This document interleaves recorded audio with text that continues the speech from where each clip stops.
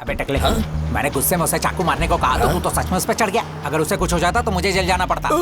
हाँ। अपना ये दिल दिमाग की कहाँ सुनता है? एक बात पूछो, बुरा नहीं मानेगा? हाँ, पूछिए। इतनी बुरी शक्ल लेकिन इतना अच्छा नाम, बदल डाल। ये थोबड़ा देख के नाम नहीं रखा है। जब मैं बच्चा था तो सबसे सुंदर था। बच्चा था जब डायपर पहनता था, अब चड्डी पहनता है। अब तो दूध छोड़कर एक खंबा पीता है। इतनी चीजें बदल दी तो नाम भी बदल ले। पूरी दुनिया को बदल सकता हूँ, लेकिन माँ बाप के दिए नाम को नहीं।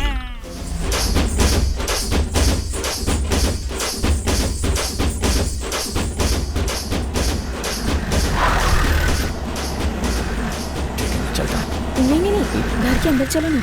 मम्मी पापा तुमसे मिलना चाहते हैं। अब बेटी तुम ठीक तो हो ये ना? मेरे पापा है। मल्लिका, माँ, बेटा थोड़ा ब्रदर हो ना। माँ, मैं ठीक हूँ। क्यों रो रही हो? आजा। आ गए बेटा तुम। इन्होंने मदद की। तुमने मेरी बच्ची की जान बचाई। भगवान तुम्हें सारी खुशियाँ दे। अरे दादाजी, क्या उतारो। आप क्या कर रहे हैं? मेरे पैर क्यों छू रहे हैं? ईश्वर का अवतार लेकर हमारी बेटी की रक्षा की तुमने। तुम्हारी माँ जहाँ भी हो खुश रहे। बैठो ना। बैठो बेटा। नहीं, मैं यहीं ठीक हूँ। मल्लिका ने सब बता दिया है। वो जमीन हमारे लिए मंदिर जैसी है। हम पे कितनी भी मुसीबतें आई, हमने उसे नहीं बेचा बेटा। कोई उस जमीन पर पैर न रखे, इसलिए मैं स्टे ऑर्डर भी लाया हूँ। इसके बावजूद उन्होंने बिल्डिंग बना दी। आज कॉलेज का खात मुहूर्त है। वो प्रॉपर्टी आंध्रा में है। हमें कोई सपोर्ट नहीं कर रहा। अब मैं कुछ कहूँगा तो गलत मत समझिएगा। वो जमीन आप उन्हें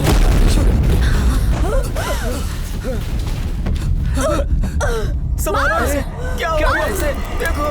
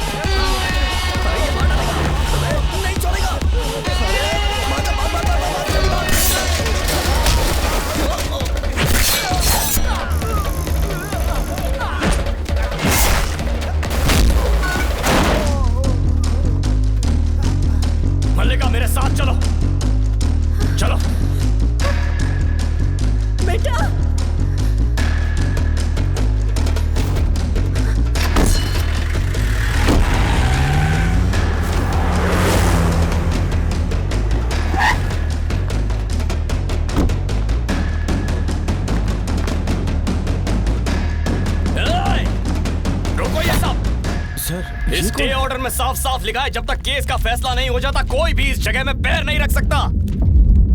ऑर्डर कोर्ट से आया है लेकिन एक भी ऑफिसर को परवाह नहीं है, सब फंक्शन का मजा ले रहे हैं। कौन है बे वो राइडू? तू है क्या? ए, ज़बान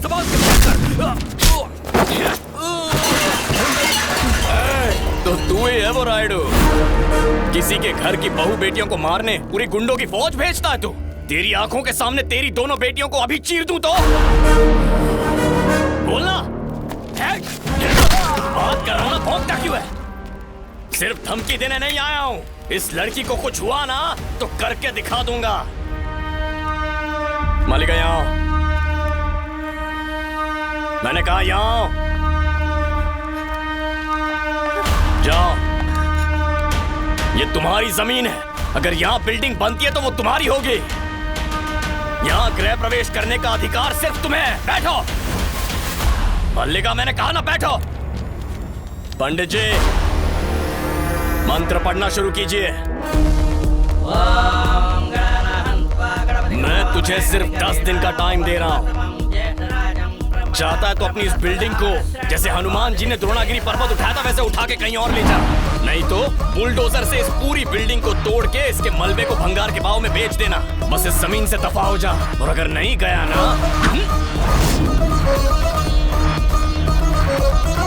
पंडित जी, पवित्र अग्नि में आखिरी आहुति किसकी देने वाले थे? लाइए, मुझे दीजिए। ये लो, रखो इसे। आहुति दो मलिका, आहुति दो। आखिरी आहुति इसने दी है। आज से ये पूरा कॉलेज इसके नाम हो गया।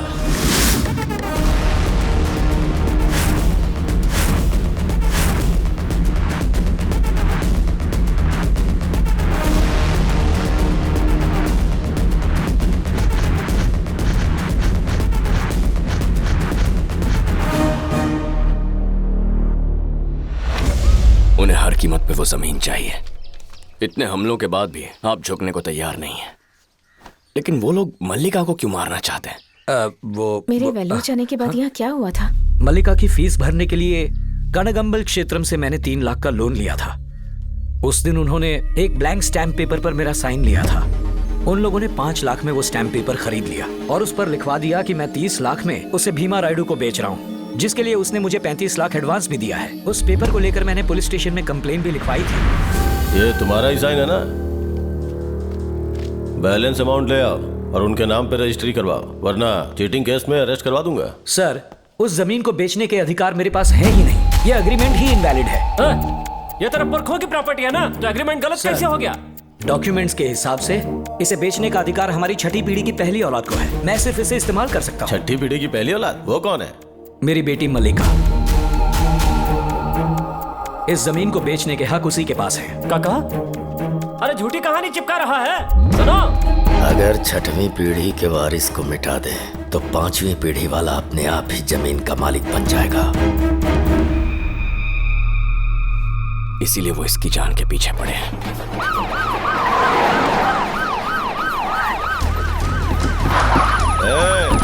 तू ही रत्नम है क्या? हाँ सर। चल जीप पे बैठ। किस लिए? रास्ते में चलते 4 लोगों पे जानलेवा हमला किया और भीमा रायडू की कार उसके घर से चुराई, इसलिए। अरेस्ट वारंट लाए हो क्या? लाया हूँ ना, मेरे पास ही है, दिखाता हूँ।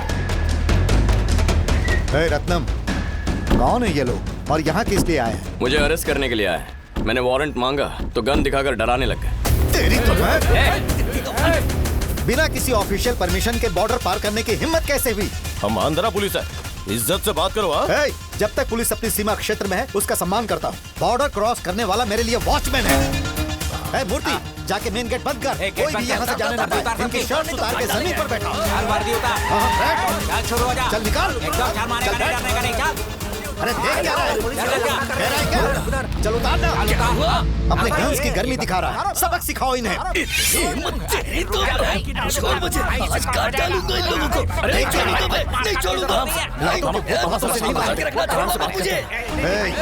बिना यूनिफॉर्म के बॉर्डर क्रॉस करके विनम्रता से बात करोगे तो सम्मान के साथ भोजन भी कराऊंगा, लेकिन यूनिफॉर्म में अगर बॉर्डर क्रॉस करोगे ना तो पहले कंप्लेन रजिस्टर में एफआईआर दर्ज करना, फिर अपने डीएसपी से परमिशन लेके एसपी से अप्रूव करवाना, उसके बाद सारे डॉक्यूमेंट्स के साथ तिरुतानी के इंस्पेक्टर के साथ ही आना। नियम कायदे ताक पर रखकर अपने गन और पावर के दम पर शो ऑफ कर रहा है। कुचल तुम अब तुझे। चल जा, आज छोड़ दिया तुझे। चल जा।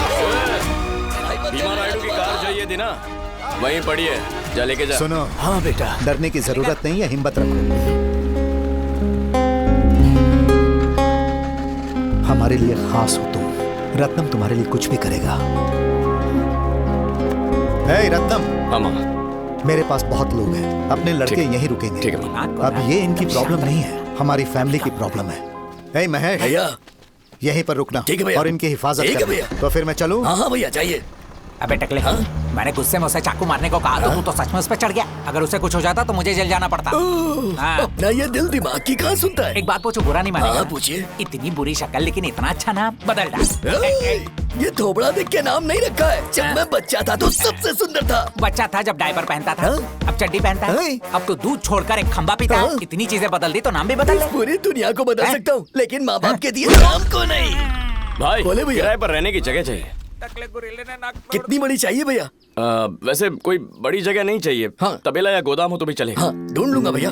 और वहाँ मेन रोड पे ना एक छोटा सा ढाबा है। अपने सारे पंटर अब वहीं से ठीक है भैया। अपना खाता चलता है उधर, सब लोग बिंदास खाओ। ठीक है भाई। पापा, रत्नम अपने दोस्तों के लिए किराए का घर ढूंढने की बात कर रहा था। ऊपर के कमरे खाली पड़े हैं ना, हमारी हेल्प करने के लिए रुके हैं तो किसी और के घर में रहेंगे तो अच्छा लगेगा। दिन के 24 घंटे 2 आदमी हथियार लेके घर के मैं पास बिना चले। सोए 24 घंटे ड्यूटी दूंगा। तू मेरे साथ रहे। बता था मुझे। चुप रह। चुप ही तो हूँ। मूर्ति भैया, मेरे साथ ऊपर चलेंगे क्या? हाथ में झाड़ू लेके मुझे खोमचे में क्यों बुला रही हो? अब किराए का घर लेने की कोई जरूरत नहीं है, यहीं ऊपर रह सकते हैं। क्या? कमरे की सफाई करनी है, आपकी मदद चाहिए। ए मल्लिका, तुम्हारे दादा जवानी में छुप के यहाँ सुट्टा मारते थे। कमरा ठीक है ना भैया? कमरा तो चकाचक है। हम पे कुछ ज्यादा भरोसा नहीं कर रही हो तुम। क्यों?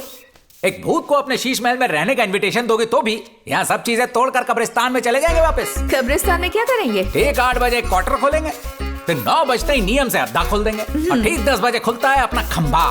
फिर उल्टी करेंगे। तुम्हारे बापू ने टोका तो उनका सिर फोड़ देंगे। कौन सी ड्रिंक पसंद है? जिस दिन जेब गरम होना तो एलीट शॉप से विलायती लेके डिसेंसी से पियेंगे। और जिस दिन गर्म ना हो? बिना संडास वाले देसी बाहर जाएंगे, एक हाफ आमलेट ऑर्डर करेंगे, कोई ऑरेंज वाला ठर्रा पियेंगे, 3 दिन तक आलसी कुत्ते की तरह सोते रहेंगे। आज के बाद हर रोज मैं 2 बोतल लेकर आऊंगी। क्या बोल रही हो? एंजॉय। ए मैडम सुनो, जो मुझसे कहा ना किसी और से मत कहना। वो नीचे जो खड़ूस रत्नम बैठा है ना, गलती से भी तुम्हारी बात सुन ले, टूटी बोतल मेरे गले के आर पार कर देगा। मत कहना। एकदम शांत गांव है और फैमिली भी अच्छी है। उन्होंने अपने घर में हमें रहने की जगह दी है। तुम में से कोई पी के आया ना तो मार डालूंगा एक एक को, ध्यान रखना। कुछ चाहिए था? आज से बाहर जाकर खाना खाने की जरूरत नहीं है। मम्मी अरे सबके नहीं, लिए खाना उसकी बना कोई देती। जरूरत नहीं है। उनसे मेहनत मत करवाओ। जब यहाँ रह ही रहे हैं देखो तो... मैं अभी बता देता हूँ, एक दिन तुम्हारे घर में आके खाना खाऊंगा, लेकिन उस दिन खाना भी मैं ही बनाऊंगा, फिर पेट भर खाएंगे।